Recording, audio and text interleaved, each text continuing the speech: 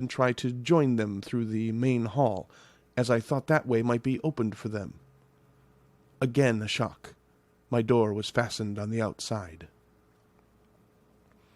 Then I ran to the window and cried to them.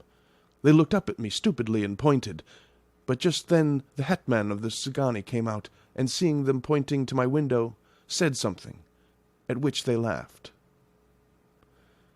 Henceforth no effort of mine, no piteous cry or agonized entreaty, would make them even look at me. They resolutely turned away. The lighter wagons contained great square boxes with handles of thick rope. These were evidently empty by the ease with which the Slovaks handled them, and by their resonance when they were roughly moved. When they were all unloaded and packed in a great heap in one corner of the yard, the Slovaks were given some money by the Szgany, and, spitting on it for luck, lazily went each to his horse's head. Shortly afterwards, I heard the crackling of their whips die away in the distance. 24th of June. Last night the Count left me early, and locked himself into his own room. As soon as I dared, I ran up the winding stair, and looked out of the window, which opened south. I thought I would watch for the Count, for there is something going on. The Szgany are quartered somewhere in the castle, and are doing work of some kind. I know it, for now and then I hear a far-away muffled sound, as of mattock and spade, and whatever it is, it must be the end of some ruthless villainy. I had been at the window somewhat less than half an hour, when I saw something coming out of the Count's window. I drew back and watched carefully, and saw the whole man emerge. It was a new shock to me to find that he had on the suit of clothes which I had worn whilst travelling here, and slung over his shoulder the terrible bag which I had seen the women take away. There could be no doubt as to his quest, and in my garb too. This, then, is his new scheme of evil, that he will allow others to see me, as they think, so that he may both leave evidence that I have been seen in the towns or villages, posting my own letters, and that any wickedness which he may do shall by the local people be attributed to me. It makes me rage to think that this can go on, and whilst I am shut up here, a veritable prisoner, but without that protection of the law which is even a criminal's right and consolation. I thought I would watch for the Count's return, and for a long time sat doggedly at the window. Then I began to notice that there were some quaint little specks floating in the rays of the moonlight. They were like the tiniest grains of dust, and they whirled round and gathered in clusters in a nebulous sort of way. I watched them with a sense of soothing, and a sort of calm stole over me. I leaned back in the embrasure in a more comfortable position, so that I could enjoy more fully the aerial gambolling. Something made me start up, a low, piteous howling of dogs somewhere far below in the valley, which was hidden from my sight. Louder it seemed to ring in my ears, and the floating motes of dust take new shapes to the sound as they danced in the moonlight. I felt myself struggling to awake to some call of my instincts. Nay, my very soul was struggling, and my half-remembered sensibilities were striving to answer the call. I was becoming hypnotized. Quicker and quicker danced the dust.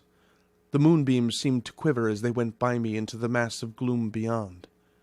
More and more they gathered till they seemed to take dim phantom shapes. And then I started, broad awake, in full possession of my senses, and ran screaming from the place.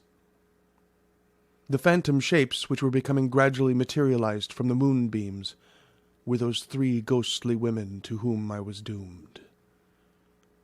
I fled and felt somewhat safer in my own room, where there was no moonlight, and where the lamp was burning brightly. When a couple of hours had passed, I heard something stirring in the Count's room, something like a sharp wail quickly suppressed. And then there was silence, deep, awful silence, which chilled me. With a beating heart, I tried the door, but I was locked in my prison and could do nothing. I sat down and simply cried. As I sat, I heard a sound in the courtyard without, the agonized cry of a woman. I rushed to the window, and, throwing it up, peered between the bars. There, indeed, was a woman with disheveled hair, holding her hands over her heart as one distressed with running.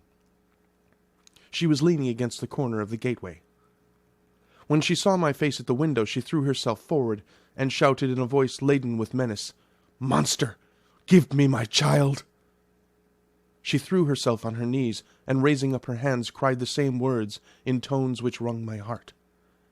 Then she tore her hair and beat her breast, and abandoned herself to all the violences of extravagant emotion. Finally she threw herself forward, and though I could not see her, I could hear the beating of her naked hands against the door.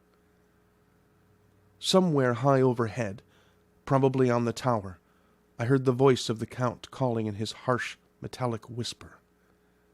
His call seemed to be answered from far and wide by the howling of wolves. Before many minutes had passed, a pack of them poured, like a pent-up dam when liberated, through the wide entrance into the courtyard. There was no cry from the woman, and the howling of the wolves was but short. Before long they streamed away singly, licking their lips. I could not pity her, for I knew now what had become of her child, and she was better dead. What shall I do? What can I do? How can I escape from this dreadful thing of night, gloom, and fear? 25th of June. No man knows till he has suffered from the night how sweet and dear to his heart and eye the morning can be. When the sun grew so high this morning that it struck the top of the great gateway opposite my window, the high spot which it touched seemed to me as if the dove from the ark had lighted there. My fear fell from me as if it had been a vaporous garment, which dissolved in the warmth. I must take action of some sort whilst the courage of the day is upon me. Last night one of my post-dated letters went to post, the first of that fatal series which is to blot out the very traces of my existence from the earth. Let me not think of it. Action. It has always been at night time that I have been molested or threatened, or in some way in danger or in fear. I have not yet seen the Count in the daylight. Can it be that he sleeps when others wake, that he may be awake whilst they sleep? If I could only get into his room. But there is no possible way. The door is always locked. No way for me. Yes, there is a way, if one dares to take it. Where his body has gone, why may not another body go? I have seen him myself crawl from his window. Why should not I imitate him, and go in by his window? The chances are desperate, but my need is more desperate still. I shall risk it. At the worst, it can only be death, and a man's death is not a calf's, and the dreaded hereafter may still be open to me. God help me in my task. Goodbye, Mina, if I fail. Goodbye, my faithful friend and second father. Goodbye, all, and last of all, Mina. Same day, later. I have made the effort, and God helping me, have come safely back to this room. I must put down every detail in order. I went whilst my courage was fresh, straight to the window on the south side, and at once got outside on this side. The stones are big and roughly cut, and the mortar has by process of time been washed away between them. I took off my boots and ventured out on the desperate way. I looked down once, so as to make sure that a sudden glimpse of the awful depth would not overcome me, but after that kept my eyes away from it. I know pretty well the direction and distance of the Count's window, and made for it as well as I could, having regard to the opportunities available. I did not feel dizzy. I suppose I was too excited.